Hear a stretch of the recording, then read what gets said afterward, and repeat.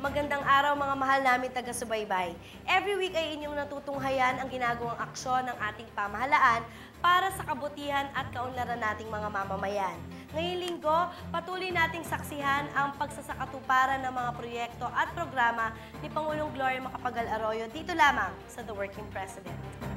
Noong nakaraang Mayo, bumisita si Pangulong Arroyo sa Russian Federation, partikular na sa lungsod ng Moscow at St. Petersburg.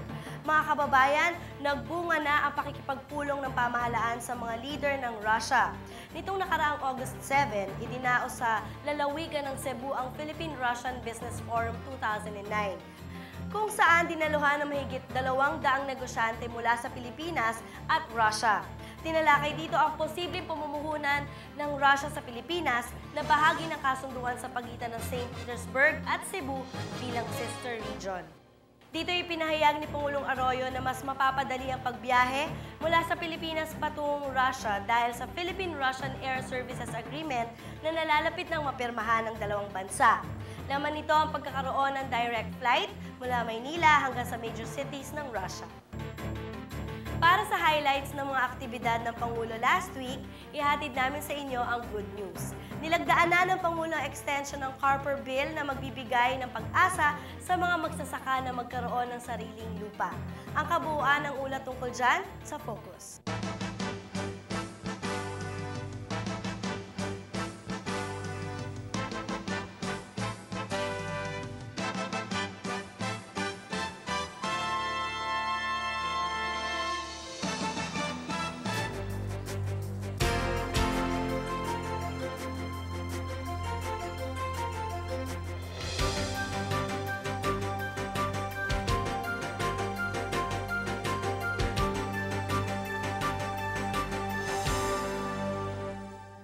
Sa pagpapamahagi ng milyong-milyong ektaryang lupa, 700,000 na katutubo at mahigit 1 milyong benepisyaryo ng CARP ay taas noong may-ari na ng sariling lupa.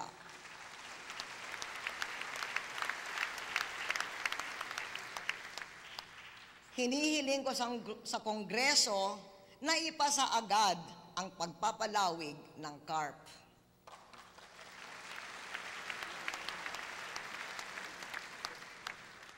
At dapat makondone ang 42 billion pesos na land reform liabilities dahil 18% lamang ang nabayaran mula 1972.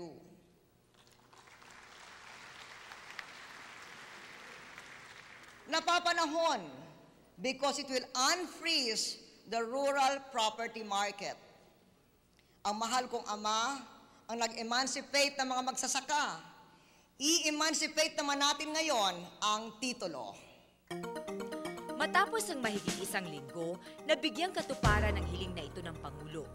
Unang linggo ng Agosto nang formal na lagdaan ni Pangulo Arroyo ang pagsasabatas ng Comprehensive Agrarian Reform Program Extension with Reforms o CARPER Bill sa Plaridel, Bulacan. Kasama ng Pangulo ang ilang opisyal na nagtaguyod ng CARP extension na sina Senador Gregorio Honasan at Edsel Lagman na kinatawan ng Kongreso. Layunin ng bagong batas na ito na palawigin pa ng 5 taon ang CARP bilang tugon na rin sa panawagan ng mga magsasaka na hanggang ngayon ay naghihintay pa rin na magkaroon ng sariling lupang sasakahin.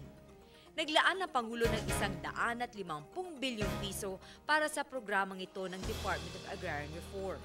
Ang 20 hanggang 45% ng pondong ito ay inilaan sa pagpapautang at aalalay sa pagpapaunlad sa sektor ng agrikultura. Ang matitirang bahagi naman ay mapupunta sa mas malawakang pamamahagi ng lupa. Natapos ang Comprehensive Agrarian Reform noong June 30, 2008, in-extend ito ng 6 na buwan hanggang Disyembre ng nagdaang taon upang makapagbigay ng sapat na panahon sa Kongreso na muling balangkasin ang pamamaraan sa mas epektibong pamamahagi ng lupa sa mga magsasaka. Kaya't sa panibagong 5 taong pagpapalawig ng CARP with extension reforms, patuloy na makapagbibigay ang Department of Agrarian Reform ng higit kumulang 1 milyon at 600 hektaryang lupang sakahan para sa mahigit 1 milyong pamilyang magsasaka. Ang land reform ay pinasimula ni dating Pangulong Diosdado Macapagal na itinuturing na ama ng reforma sa lupa. Sa mga lumipas na taon, ang Land Reform Act ay napalitan ng CARP na sinimula ni Pangulong Corazon Aquino noong July 22, 1987. Simula pa lamang ay layunin na ng programang ito na mamahagi ng sariling lupa sa mga kababayan nating magsasaka at maisulong ang maunlad na agrikultura sa ating bansa. Nagkaroon ito ng ilang pagbabago sa pagpapatuloy ng programa sa ilalim ng pamumuno ng mga sumusunod na administrasyon. Nang maluklok si Pangulong Arroyo ay lalo pang napaigting ang implementasyon ng CARP dahil nais niyang ipagpatuloy ang sinimula ng kanyang ama. Ang maging maunlad ang pamumuhay ng mga magsasakang haligi at gulugod ng ating ekonomiya.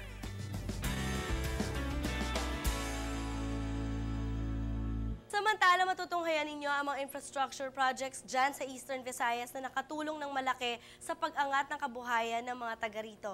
Last week ay pinasinayaan ni Pangulong Gloria ang kinukonsidera ngayon bilang pinakamataas na tulay sa buong Pilipinas, ang Agas-Agas Bridge sa lalawigan ng Southern Leyte. Binisita rin ng aming grupo ang iba't ibang infrastruktura dyan sa Region 8 o Eastern Visayas na bahagi ng Super Region at pump priming projects ng DPWH. Halina tunghayan natin ang part 1 ng aming ulat tungkol dito, ang daan sa kinabukasan, tulay sa kaunlaran. Sa atin ito.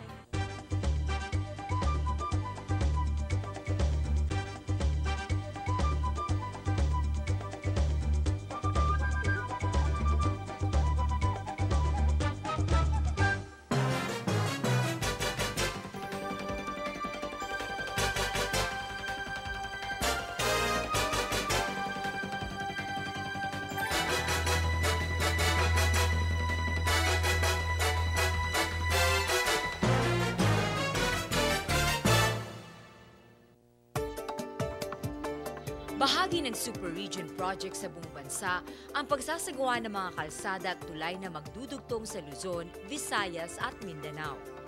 Inspirasyon mula sa sona ni Pangulong Arroyo, puspusan itong isinakatuparan ng Department of Public Works and Highways mula sa Kamaynilaan hanggang sa pinakaliblib na lugar sa Kanayunan.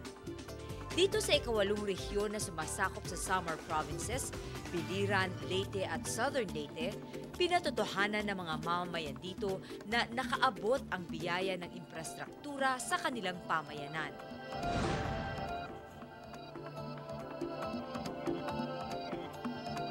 Binansagang a road with 1,000 lakes ang Borongan Road Network noon dahil sa dami ng butas sa sementadong kalsada.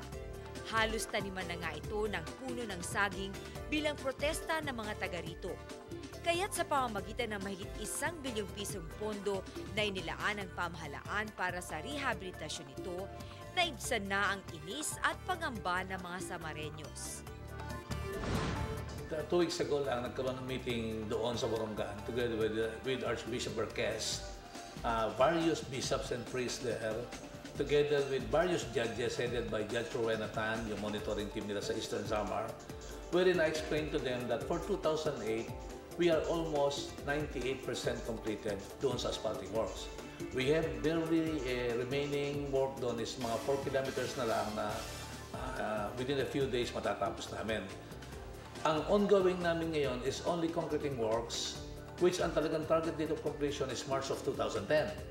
But I told them that I will do my best, sabi ko nga, magic word ng Pangulo, December of 2009, to finish them on or before December of 2009, weather permits nga lang. Sasabihin na naman nila, bakit may alibay, may weather permits pa? Siyempre naman, yung area ng Borongan kasi kuminsan, unpredictable weather. Mahirap naman na isakripisyo yung quality ng trabaho sa mabilisang gawa. Asphalt overlay at reblocking naman ang isinagawa sa kahabaan ng Wright Taft Borongan Road section ng lalawigan. We have seven more nearby municipalities. So, nagiging malaking tulong to sa kanila kasi maganda na yung pagta-travel nila dito, nagiging mas smooth na, tapos nagiging safe na. Kasi actually noon, mahirap talaga dito kasi maraming cracks, maraming mga potholes, kaya nagiging sanhi ng mga makasira ng kanilang mga sasakyan, at saka